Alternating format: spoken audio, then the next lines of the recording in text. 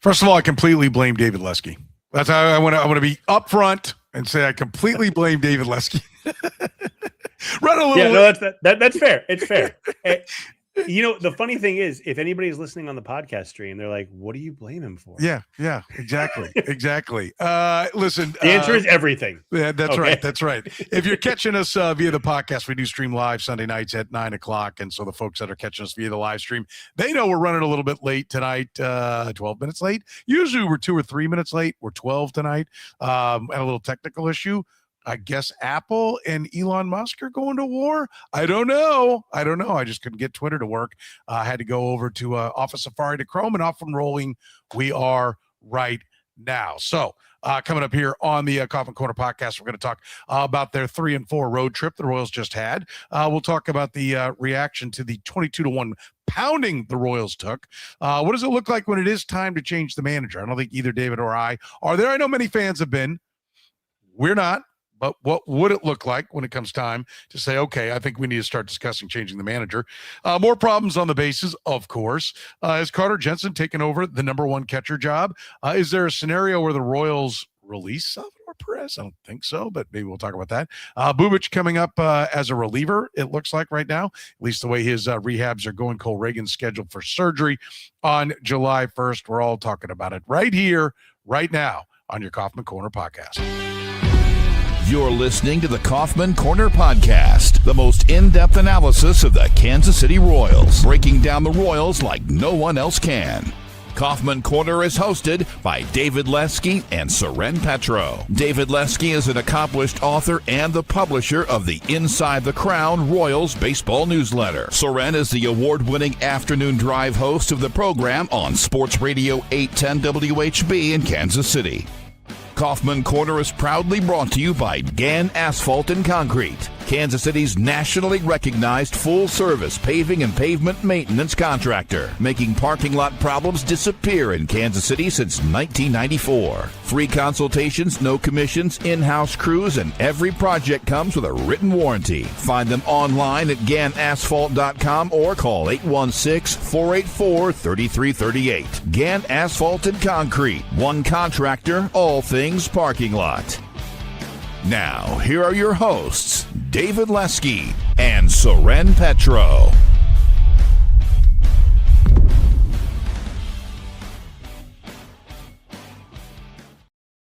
Thank you very much, Curtis. We do appreciate it. Off and running here on a Sunday. The Royals salvage a game against the White Sox, a road trip that started out pretty promising with the Royals taking the first two in Tampa. They then drop the next two. They get bombed in one of the first two losses to the Chicago White Sox. They salvage a win, 3-4 on the road trip with an ass kicking in the middle of it. What does it all mean, David? Well, they're not a good team, and they had a bad road trip. Okay. There we go. Okay, so thanks. We'll see you next week. We'll do this again. No, this is a team that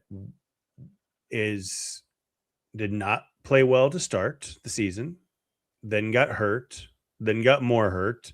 And so when they were a team that was playing poorly before they got hurt, and that's not entirely, they did have a big injury early with Estevez. I think that played a big role, but I mean, they were mostly healthy and were playing poorly. And then now they're without their first baseman. They're without their third baseman. They're without their number one starter, their number two starter, their closer, their center fielder. They were without their shortstop for a few days. Like this is just a team that was playing poorly before and now is missing the talent that we thought, if they're going to turn it around, is going to be the one to turn it around. So, that's what happened. I mean, they're in a bad spot, which they put, some of it's their own doing and some of it is injuries. That's the reality of it. In some ways you could say that just kind of hanging around for the fight was a positive because of all the injuries that are there, that like, hey, they hung tough. They did take 3 out of 4. They didn't go 1-6. Old Royals teams would have gone 1-6. I mean, Jack Caglione now out with a groin. I'll give you my frustrations with Jack Caglione being out, which he played right field on Friday and suddenly came up lame on Saturday. I'm just saying. Wait, hang on. What? Well, you want to wait for that? Yeah, let's do. Okay. We'll come around to it. But or I mean, listen, No, let's do it right now. I mean, he's got a sore groin. And my only question, and this is a bigger picture of your frustration. okay. Did he hurt it stretching at first base? Because he's not used to that. Okay. which I think is fair and possible. I don't know. We haven't got any answers. When they're on the road, we don't get a lot of answers sometimes. And that's not a knock on anybody. They're not covered exceptionally well. No. They're not covered with exceptional numbers on the road. And so I think that sometimes the questions that get asked there's only a couple people asking questions. So it makes it difficult. I think hopefully we'll find out they're off tomorrow on Tuesday, what, maybe he strained it stretching, because he's been pretty big stretches from him. So I'd be willing to at least hear that but it's the bigger picture of your argument. It's not that he shouldn't have been playing right field on Friday. It's they shouldn't have been playing right field, period, which has been your argument for a while. So I think that's a fair point. But I do wonder a little bit if that's when he strained it. Well, listen, I think it's a great point. I mean, it's different muscles that you use, and it's different ways to prepare for it. And, like I get it if you're talking about a guy who's 6'1", 195, and he's going to play right in first. We're not talking about your normal size baseball player. And that's I understand the Rays love versatility and the whole, Ben Zobrist plays everywhere thing, going back to the Joe Madden days with Tampa. They were the ones that pretty much, they created the position flexibility wherever they could in an effort to get the best bat matchups that they could possibly create. Great. Love it. But it was an organizational philosophy. It wasn't something that was instituted when somebody got to the big league level. Right. And Jack Caglione with the 6th overall pick and the kind of power that he showed is not the guy to do that with.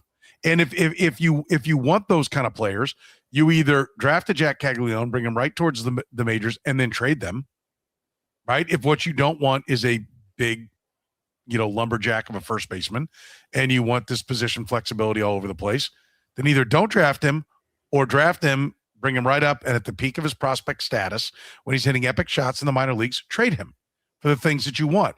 And more my frustration is becoming the lack of transactionality. I mean, like that was a big catchphrase. And early on, there was a lot of transactionality with the new regime. However, I'm starting to fear that it was transactionality with the players that group never really liked anyway, that maybe Dayton Moore was standing in front of. I mean, it's just like, now it's just like, I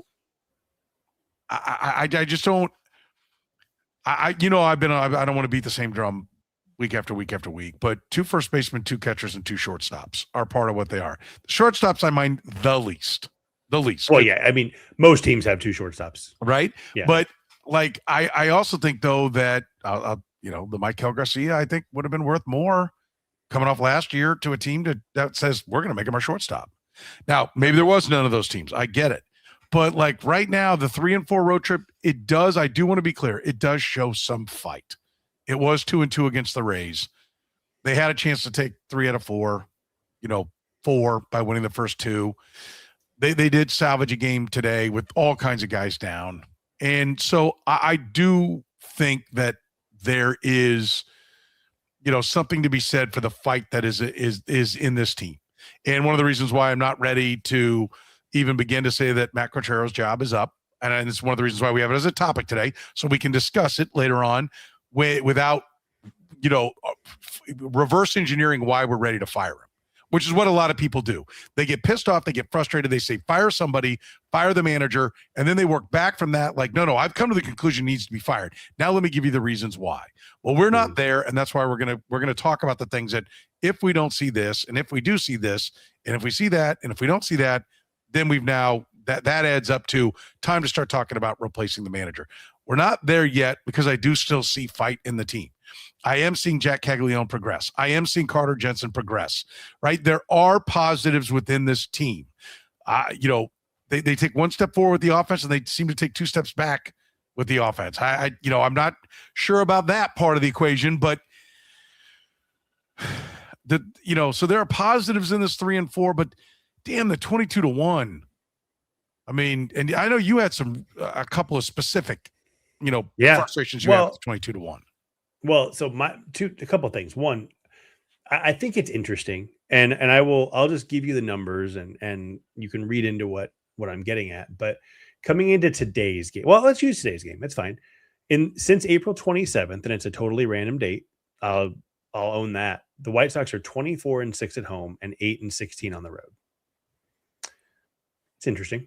It's a pretty big gap. And then if you go back, oh gosh, when did Scooble start against the White Sox? He had that big shouting match with the Rule 5 pick who's out for Tommy John. I'm blanking on his name, Vassell.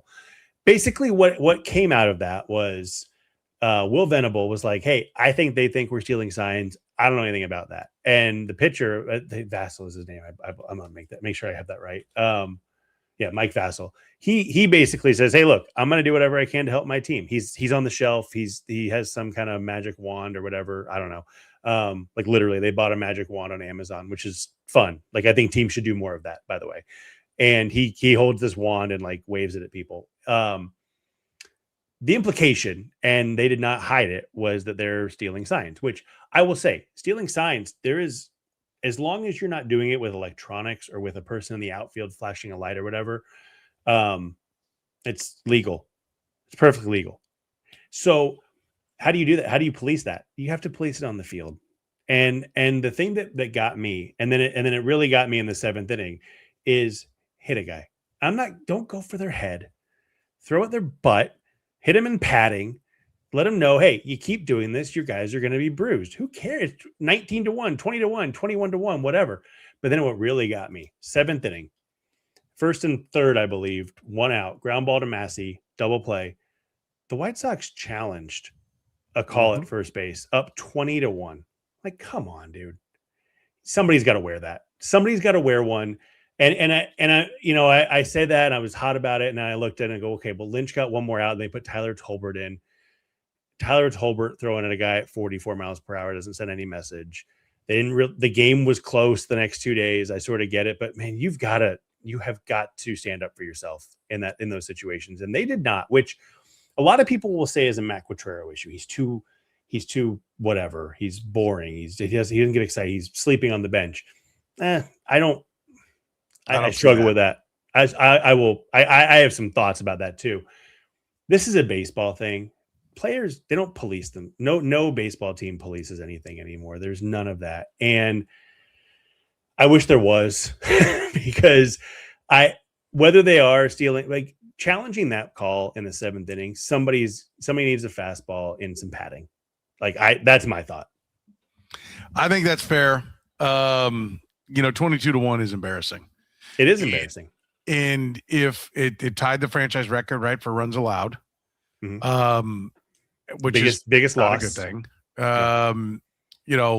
It's just I'm not sure how to get my arms around that. I don't like it getting out of hand, but I also understand that games do get out of hand. I get that it only counts as one loss. And it's why if you can find a way to win one of the other games around it, then you still come home 4-3 and you're like, yeah, bad run differential. But what it says to me most of all is it just underscores, don't let 3 and 4, just like when they go 6-2 in one stretch, don't let that erase the 16 under they were before that started. And the 22-1 makes the run differential on the 4-3 road trip so lopsided against them. And that's who they really are. Right. The run differential is generally always a much better indicator of who you are. And I think that's what it says in this case, that they're just not a good team right now. Yeah. And frankly, we could expect them to not be a good team. And part of the reason why that I don't think you can be in a position to where you're like, fire Matt Quatrero, is because I don't know how you could look at, and then we had the comment, and I put it up early, hey, this team was already struggling before they were losing players. Yes, but that happens. Teams have successful moments, and they have struggling moments, and I think Jeff Passan was right. All the great stats you were given, like, has anybody ever gone 7-15 or 8-15? And you pointed out that, yeah, we looked it up, and what did we get to, like 49% of the playoff teams or whatever it was? Yeah, it was close to half, or maybe, yeah, it was 19 of, I'm trying to remember now exactly. It's like 19 of 48. had a 7-16 stretch, because I think it was when they were 7-16. And Paston's point was, yes, that's true, but when you have it at the beginning, it means you've got that many more chances to have another one later. So when you open that way, it's not a good sign. It is worse than it happening someplace else, because it means that, okay, 7-16's already happened. Hell, is 7-22 on the board, right? Like, and I thought that was a great way to put into perspective. I think both things are great, and both things should be studied. And I think it's proving both sides, because we've seen them play pretty good baseball at times for short stretches when they have their players, or they have some of them, or they just get hot. But then overall, this is just too much. This is just a franchise that was not deep enough. I think it shows why every year you got to keep getting better just to stay the same. It's why Babe Ruth would suck in today's game. Right? Like, he would not be able to handle the pitching. What's the stat? He's also dead. So to be fair. Well, but Wood from Washington has seen already more pitchers in his career than Ted Williams did in his entire career. Yep. And that tells you just how many different looks you're getting as a batter now than you were in 1940 something. Okay. Yeah. And so the game, and so everyone's like, oh yeah, well, I mean, I get it now. Yeah, it's 80 years later. I know, but it's always getting a little bit better and a little bit better and a little bit better. But even, and the Royals haven't gotten a little bit better. They've been pretty much the same core, with different guys they're waiting on to either turn the corner or hoping can turn back the clock, depending upon what year it is. Now we're hoping to turn the corner with Jack Cagliano and Carter Jensen, and they are. But when they are, now they're devastated by injuries, which then also demonstrates the lack of depth, which did not get exposed in 24 because they just didn't get hurt. Yeah, and their worst month was when they did get hurt, after Pasquantino got hurt. So. Yes. I do. I think that's a fair point. I think that, I mean, and we talk about this team wasn't playing well before the injuries either. No, they were not. They were 17-20 after Cole Ragans' last game. 17-20 is not like, oh, season's over. Like that is okay. Well, we're an 8-5 stretch from 500, and that and you go from there. And that was the start. I mean, Estevez was hurt, and we talked about that. That wasn't nothing, his loss. But when Ragans went out on May, whatever it was, 6th, 4th, I can't remember the date. That was the start of, okay, Ragans, then it was Bubic, then it was, I don't remember the order, but Isbell and Pasquantino and Garcia and all that. And so I think that, that's, they were not playing well, but they weren't dead to rights at that point. That was okay. If you believe this is a good team, which we both did before the season, 17-20 that's you overcome that team. I didn't look, but I would imagine there are plenty of playoff teams that started 17-20 or worse in their first 37 games. Maybe not a ton worse, but that's overcome. But then you get to the injuries, and it's just you can't overcome it at this point. And it's maybe they wouldn't have been able to if everybody stayed healthy. I don't know, but I know that it wasn't like dire straits before everybody got hurt. Yeah, no, it's a great point. And let's shift gears. Let's talk about the manager. I want to get into what it does look like when it's time to change the manager, because I think that's an important distinction to lay out there before it is time to start talking about changing the manager. That's important. We'll do it after you hear from our friends at Gann Asphalt and Concrete.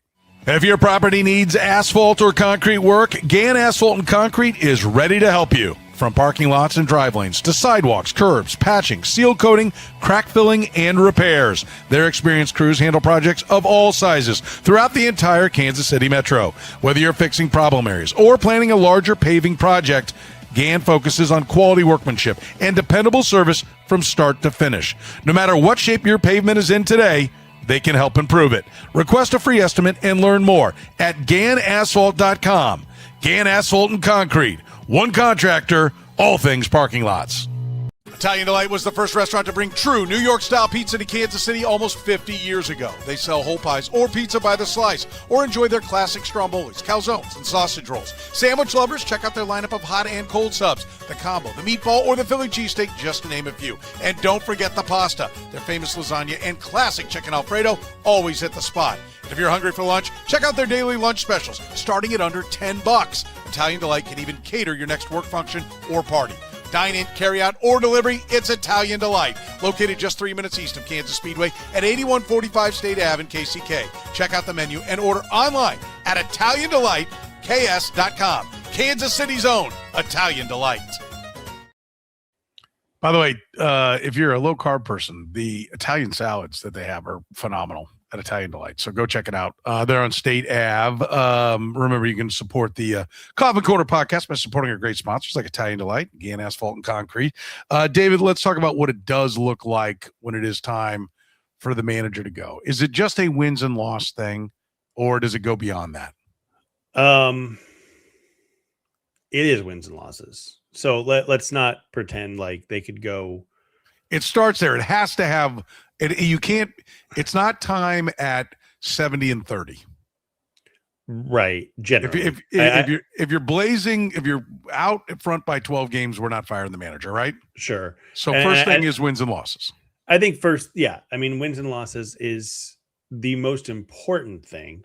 I think,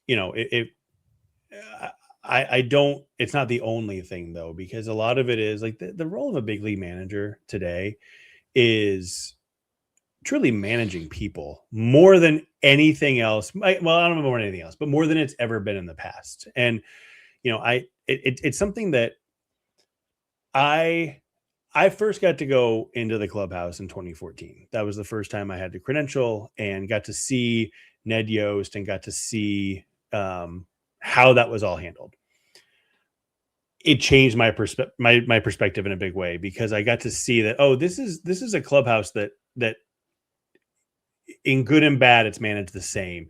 Players respect him. Players both like playing for him, but also understand that there are expectations to play for him. And I was in there. I can't remember when it was. They were still under 500 before they went on the run at the end of the year.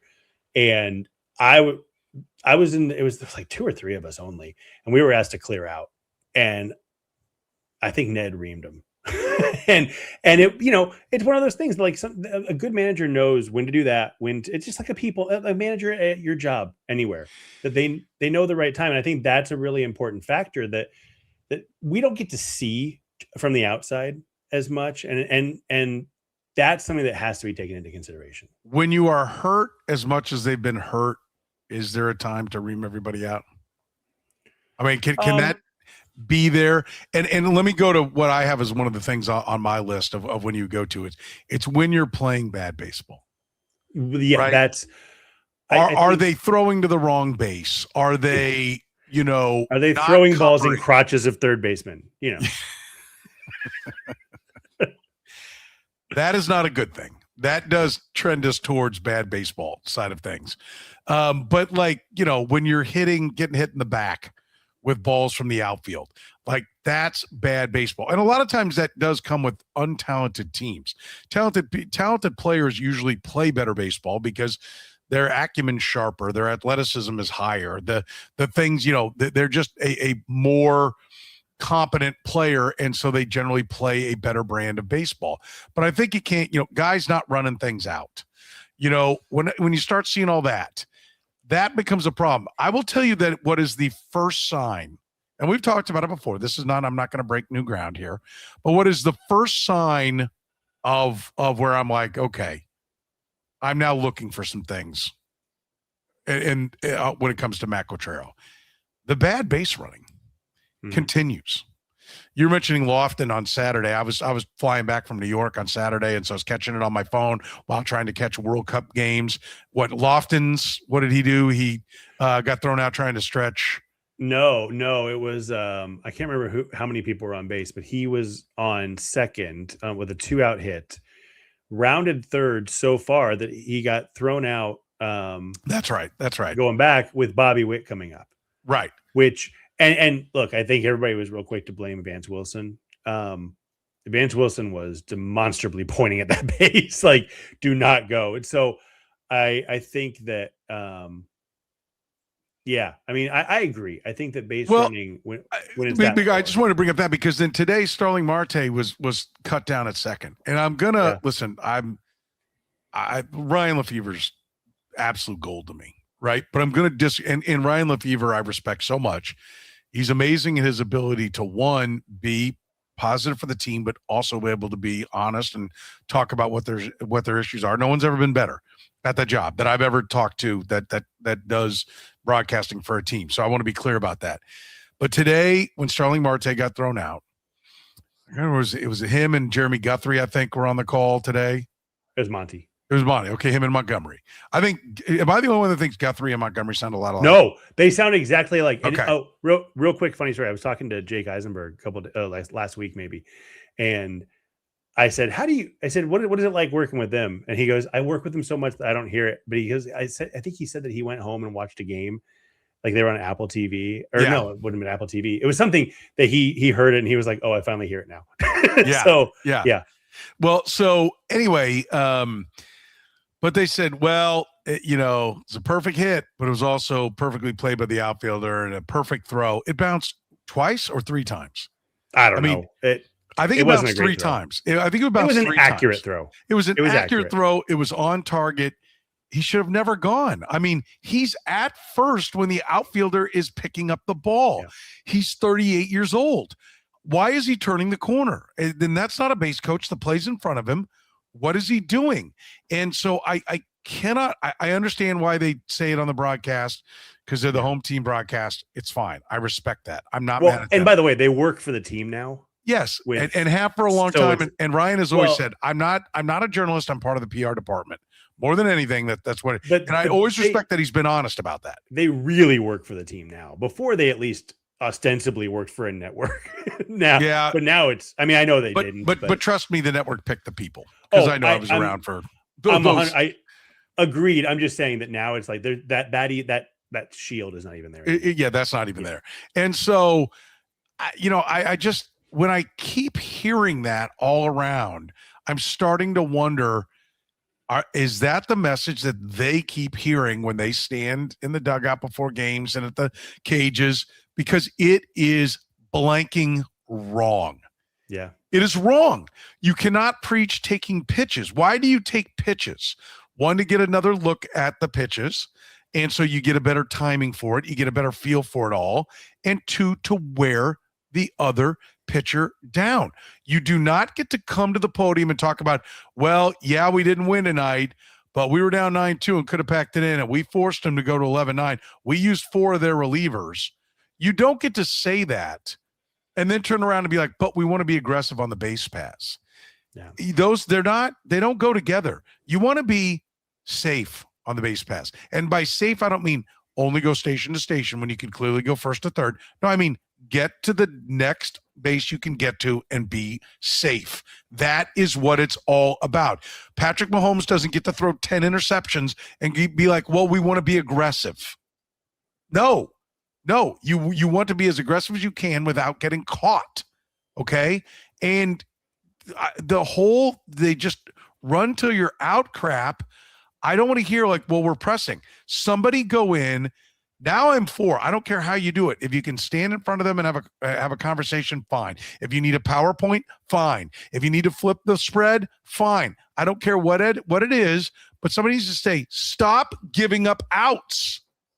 Yeah. Stop doing it. In basketball, you don't get to have 25 turnovers and then after the game go, well, you know what? We want to be aggressive. And when you're aggressive, you're going to turn the basketball over. Yes, my point guard had 13 turnovers. But did you see he tried to thread the needle on the bounce pass on a 3/4 court pass? I mean, he's trying to be aggressive. No, he's a jackass. And you should bench him. Yeah. And look, I think that I probably would lean toward a little bit less cautious than you. Like, I don't know what the percentage is, but when you're gonna, but I don't even want to be cautious. I want them to be safe. You want to be right, and I get that, but I don't know what the percentage is. Is it maybe? I think it's 75-25. If you're 75% to get there, situation dependent, obviously, right? Like if you're down by 1, don't take that risk at all. But if you're 75-80% to get there, I'm okay with a little aggression sometimes in the right situation. I'm okay if you get thrown out here and there because you're going to. Like I pulled it up right now. The fewest outs on the bases is 15. So that means that it's 3 teams coming into today. The Braves, Dodgers, and Cardinals have all been thrown out 15 times. So they get thrown out once every, what is that? Like 7 games. And they're the Royals all are at 30. barreling towards the playoffs. They are. And I'm with you. Now, a flip side, Nationals, who are above 500. They're above 500. They're at 38. They have 38. That's the most in baseball. The Marlins have been on a run. They're at 33. The Pirates are up there. They're around 500. But it's mostly bad teams. It's mostly bad teams at the top. Yes. But my point is, like, you're going to get thrown out occasionally. And I think it's okay occasionally, because you have to take calculated risks at times. Yes, it's okay to be thrown out at second with 2 outs. Sure. It's not okay to be thrown out at third with 2 outs. And it's not okay to be thrown out rounding third, staring and getting caught when Bobby Witt's coming up with the bases loaded. Yes. That's not okay. It means you're not recognizing the situation before the play happens. And Lofton's supposed to be a heady player. And he's not. First of all, the idea that Lofton is ever going to be a star is long gone. And so therefore Lofton's the guy who can't make mistakes on the bases. When Manny Ramirez makes a dunce play on the base, you live with it because he pounds in 150 runs a year. All right. But when Nick Lofton does, no. Unacceptable. Yeah. Unacceptable. You have to do it all right. You're the guy that has to do it all right. And so that's why I point to, the whole point of the base running thing was to come back to, this is the first thing where I'm like, here we have our first problem. We have our first not good baseball. They're not in tune with the situations. They are not rounding the bases. And so change has to come. We can talk about the hitting, but I don't care whoever's in charge of the base. Is Rusty Kuntz the guy that's in charge of them? Get him out. I don't care who it is. Whoever is sending the messages, they have to go. And if that message is coming from Matt Quatraro, then he needs to be told to stop sending that message. And if he won't stop sending the message, then I am ready to start talking about the manager being changed. Sure. Yeah, I agree with you. I think that and bad baseball is not just bad base running, right? Like it's and I don't know who gets blamed for this, but like Cameron Meisner the other day when he dove for that ball that got past him that was a triple. That's bad baseball. That's stupid baseball. It's actually, that's a better way. It is bad baseball, but dumb baseball is where I get frustrated because all dumb baseball is bad baseball, but not all bad baseball is dumb baseball. I think is a way to put it. And like, that was a stupid decision. Now, the Royals took how many injuries before they got to Cameron Meisner? He was a flyer they took in the offseason that, like, I think was a perfectly acceptable one. Who do we blame for that? Is it just that they have their 7th string center fielder in there and you just go, well, that's something that injuries caused, or is that a poorly coached team? And I don't know that answer. I really don't. I think that most people will say, I think most people who are frustrated will say it's poorly coached. I don't think it's cut and dry. But like dumb baseball like that, I guess my point is it just goes beyond bad base running. It's also bad in the field. Yeah. It's bad pitch selection. I mean, sometimes I don't know who is calling pitches when Salvi's behind the plate. And if Lugo's pitching, it's Lugo. I think we pretty much know. But like sometimes I'm sitting at home and I'm like, don't throw a slider there. Oh, there's a slider and it's a 2-run homer.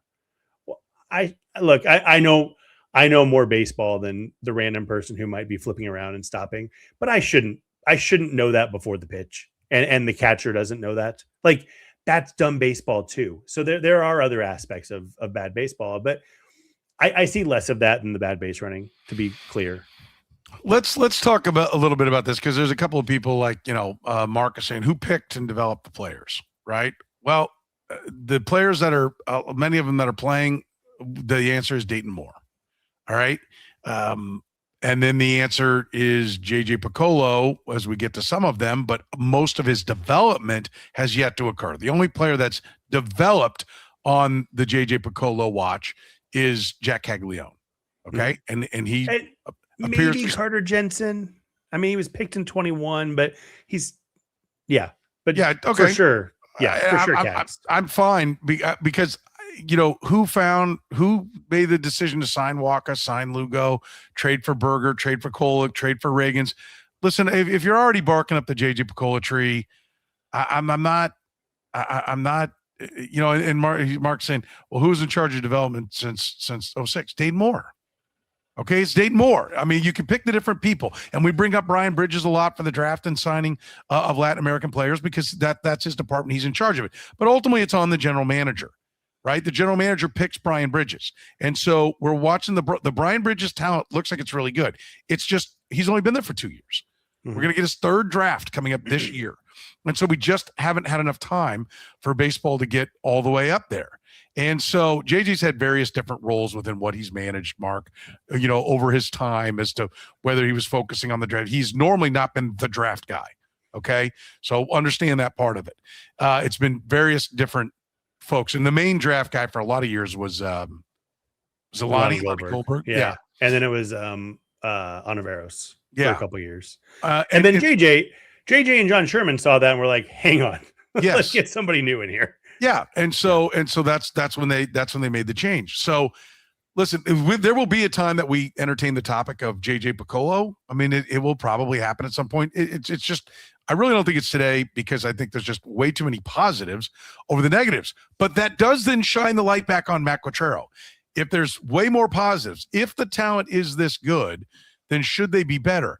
And I keep coming back to if JJ had been hired from someplace else and this was his 4th year and he had done what he had done, or even if this year was year 3 and year 4 ended up being the playoff year, you'd say he's right on target.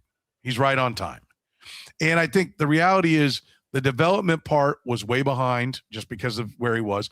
He filled in, did an expert job, probably better than he should have been able to do on the guys on as far as the Waka and the Lugo and putting that kind of stuff together.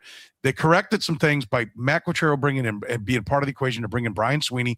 They got more out of Chris Bubic than anybody had ever gotten. They're getting more out of Daniel Lynch than anybody was ever getting. Those were 2 guys that looked like they were failures, and now they've turned them in the right corner, and they were people that were hired by the guy who's doing that is Brian Sweeney. He was hired by Matt Quatraro and JJ Piccolo.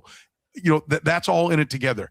It's why I'm not at a point. This year's gone horribly wrong. It was already bad beforehand, but like when we get to what it needs to be, I need to see a healthy team completely underperforming. And yes, they got off to a bad start, and he doesn't get to excuse that. But that's not what we're watching. Yeah, right. That's not what we're watching now for sure. No. Not at all. All right. We definitely want to get into a little bit of there is some positives. It's a 19-game hitting streak going on right now from Carter Jensen. We want to get into that. We'll do it after you hear from our friends at Italian Delight. Italian Delight was the first restaurant to bring true New York-style pizza to Kansas City almost 50 years ago. They sell whole pies or pizza by the slice, or enjoy their classic strombolis, calzones, and sausage rolls. Sandwich lovers, check out their lineup of hot and cold subs, the combo, the meatball, or the Philly cheesesteak, just to name a few. And don't forget the pasta. Their famous lasagna and classic chicken Alfredo always hit the spot. If you're hungry for lunch, check out their daily lunch specials, starting at under $10. Italian Delight can even cater your next work function or party. Dine in, carry out, or delivery, it's Italian Delight. Located just 3 minutes east of Kansas Speedway at 8145 State Ave in KCK. Check out the menu and order online at ItalianDelightKS.com. Kansas City's own Italian Delight. Your parking lot says a lot about your business. Cracks, potholes, faded striping, and damaged concrete can create safety concerns and leave the wrong impression with customers. Gann Asphalt and Concrete helps Kansas City businesses protect their properties with asphalt paving, seal coating, crack filling, parking lot striping, concrete work, and repairs. Their experienced crews deliver quality workmanship and dependable service on every project. Whether you need routine maintenance or a complete parking lot overhaul, Gann is ready to help you. Get started today with a free estimate at GannAsphalt.com. Gann Asphalt and Concrete, one contractor, all things parking lots. All right, let's talk about Carter Jensen, what it means. 19-game hitting streak going on for him right now. 351, 388, 610 in 77 at-bats, 4 homers, 8 doubles. Raised his OPS from 657 to 755, almost 100 points of OPS in 19 games. By the way, I want to point out he's caught 13 of the 19 games. He did come out and move to DH in one of them. Is he officially the Royals' number 1 catcher with this occurrence? Sure looks like it, doesn't it? I mean, that's been nice to see. And I think that I want to say one thing before we talk too much. I'm okay. I don't want him catching every day. I don't want him catching every single day, because we can't complain about Salvador Perez wearing down and then say, no, we got to catch Jensen every day. No, You can't do that. You want to keep Jensen hitting and healthy too, because we've seen what he can do when he is hitting well. And I think we talked about this on the program a couple weeks ago, but one of the biggest things you see with a young player is how do they respond to struggles. And Jensen came up last year and looked the part, and all the underlying numbers looked the part. And it was like, okay, well, where's I don't, hard to see him struggle. Well, then he struggled. And well, that's not true. He came out this year, was hitting really well. I'm looking right now. He had an 898 OPS on April 25th. I mean, he was still over 800 at the end of May, at the end of April. Then he went into a tailspin. And what's been really nice is, you go back to the start of the Texas series, and this doesn't include today, but he started hitting in Texas. He came out of it and has been an incredibly productive hitter since then. You love to see a young player. You don't want to see him struggle, obviously, but when they do, you love to see them turn it around. And now he's become this consistent bat. He's hitting leadoff for the Royals, which I think is a good choice. Or third today, which I think he was going to be sixth before Caglione got scratched. But even so, Caglione and Jensen are playing every day against lefties now. It's what everybody wanted. And the Royals, when the priorities shifted, that's what happened. And they've given every indication that they should play against every lefty moving forward. Maybe, I don't know, if there's a Randy Johnson out there, maybe you sit, but maybe that's the day to get a guy a day off. But this has been huge, and he has turned Salvador Perez into the backup catcher, which is what we wanted. Yeah, and I think I love what you said, because George Brett had some struggles, got to figure it out at the big leagues. That's went on to be a great hitter. I'm not saying Carter Jensen's going to go on to be George Brett, but I do think he's going to go on to be a really good hitter, and I think that's one of the ways why, because he had struggles, he was able to figure it out, and that's just going to give him more confidence. Now, when he struggles again, I figured this out before. I've been here, I worked through it. How did I get there? What were the things that got me there? And I think the struggles just keep getting shorter and shorter and shorter while your athleticism is still at its highest level. Then you got to learn to hit with eroding skills and learn how to cheat. And hopefully your knowledge of the game allows you to do those things. But I just think that he is a tremendous positive right now in the midst of this. The 19-game hitting streak is the longest hitting streak for a rookie catcher since Buster Posey's 21. Andy Rogers wrote that up. And it's the longest hitting streak by a Royal. What did she say? By a Royals rookie of any position. Is that what it is? It's now ever? Yeah, because Garcia in 23 had it at 18 games. So that's right. Yes, it's top Michael Garcia's 18 gamer. So we're going into some pretty rarefied air with what this hit streak means. Now, I think the flip side of that is, what does it mean for Salvador Perez? Right? I don't think they're going to cut Salvador Perez this year. But I mean, at some point, we're starting to get so far into the season. 200, 242, 331 coming into today. Yeah. Last year he had the struggles, and we go, he's struggling, but everything looks good under the hood. It doesn't look good anymore. You look at all the numbers, and I'll just look at the big ones. His exit velocity is down. His maximum exit velocity is down. His barrel rate is down. His hard hit rate is down. His bat speed is down. And that's the biggest thing. That's the biggest thing for aging, is you look at a guy, their bat speed. He looks like a 36-year-old catcher, which I mean, on one hand you go, well, he's a 36-year-old catcher, of course. On the other hand, he hadn't done this yet. And we talked about it all offseason. Is he Carlton Fisk? Who was the other one? Was it Javi Lopez? No. There was another catcher we found that was really good, 30 up to 37, 30. I can't remember who it was now. But so you're kind of hoping at this point, because the thing about aging curves is everybody ages. Everybody falls off a cliff, or they would if they didn't retire. It's just a matter of when. And once you get to 35, 36, you don't really know if it's going to happen, and you're kind of guessing. And they clearly guessed wrong, because I I think the Father Time has come for him. And, the question I would ask is if he gets 350 at bats, does that help slow it down? Does that give him an opportunity? Maybe. I don't know. And I was just trying to find something, but Stathead is now like, I honestly, listen, we had Gremlins going on. Stathead immediately takes you to some kind of home run search right now. And so I honestly believe we maybe are under some kind of cyber attack because no website is seemingly working right now. As if put it up in the chat room, if somebody knows, like, is there a reason why, like, I'm at Twitter wouldn't do what it was supposed to do for me?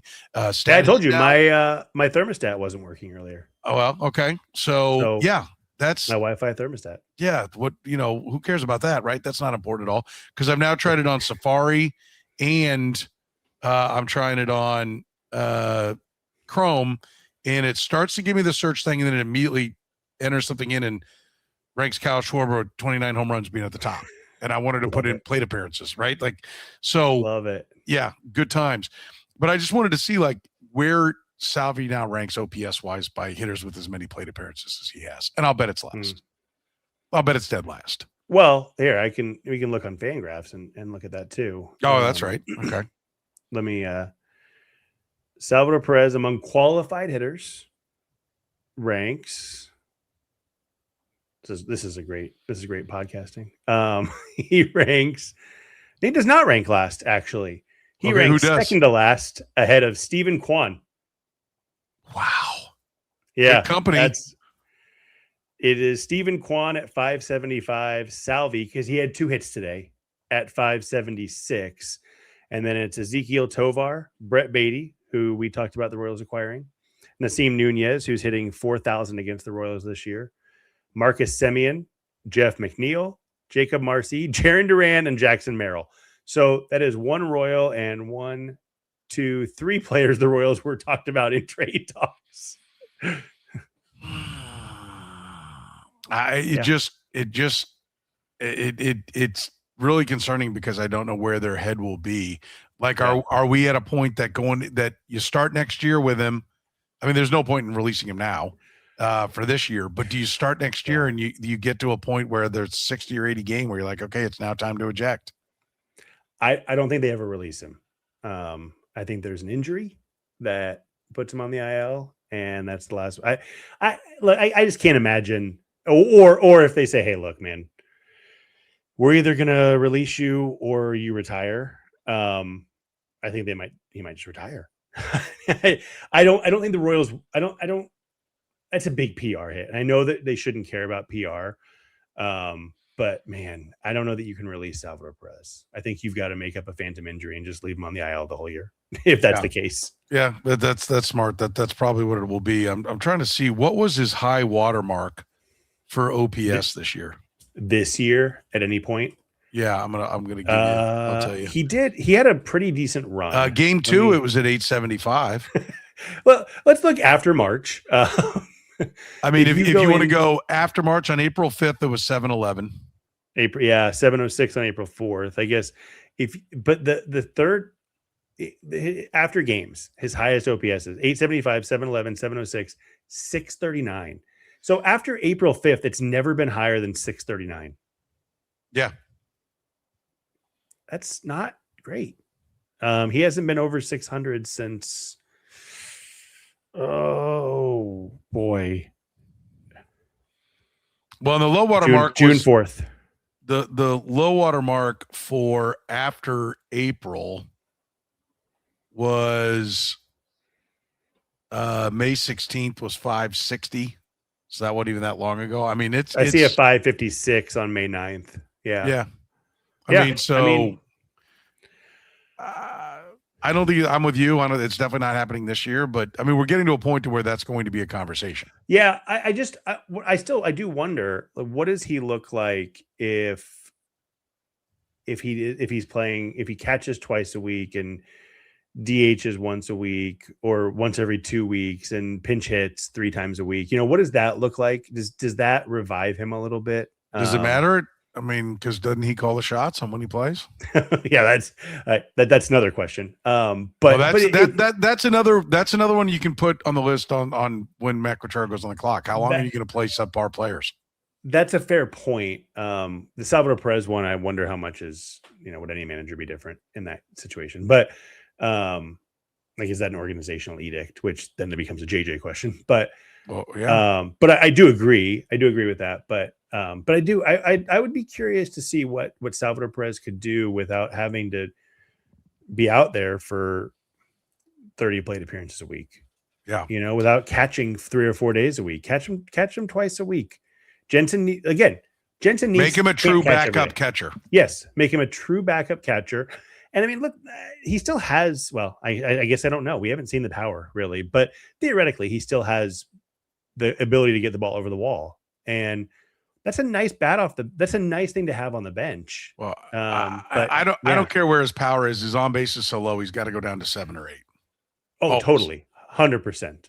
But you have to make it an organizational must to find right-handed bats that will go higher in the lineup than him. Yes, 100%, and that's totally fair. But I mean, think about to have 2 on and 2 out in the 9th inning, down by 2, and you got Salvador Perez on your bench who is fresh.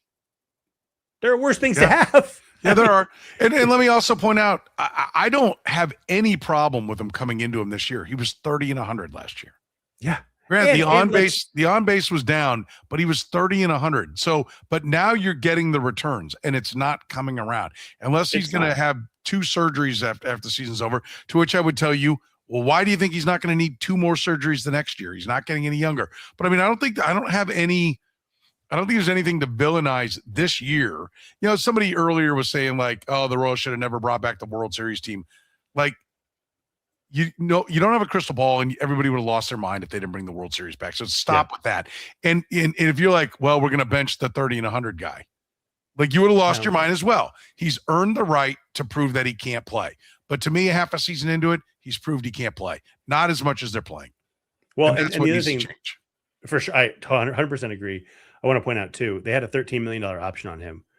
They did give him 2 years and $25 million with deferrals. You know what they're paying him the next 2 years? Like 6.5, 13 million. Yeah. So, and 6.5 and 6.5. Yeah. They're still paying him the 25 million overall. So it is money, but I mean, they're on the books for 26 and 27, they're paying him the same they would have for 27, which I don't know if that changes things too much, but it's worth noting, I think. Yeah, I think it's of note.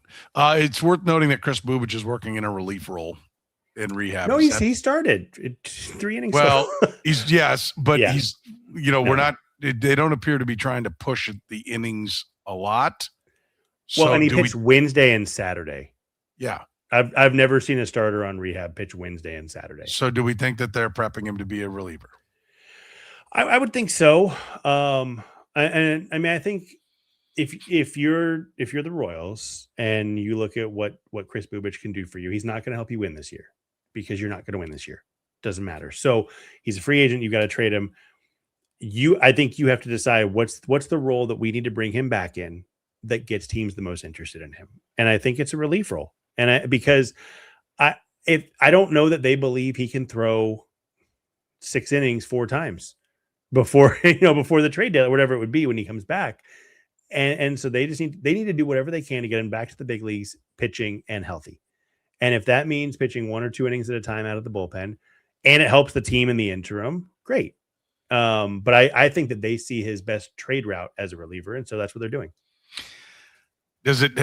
How much does it increase his value?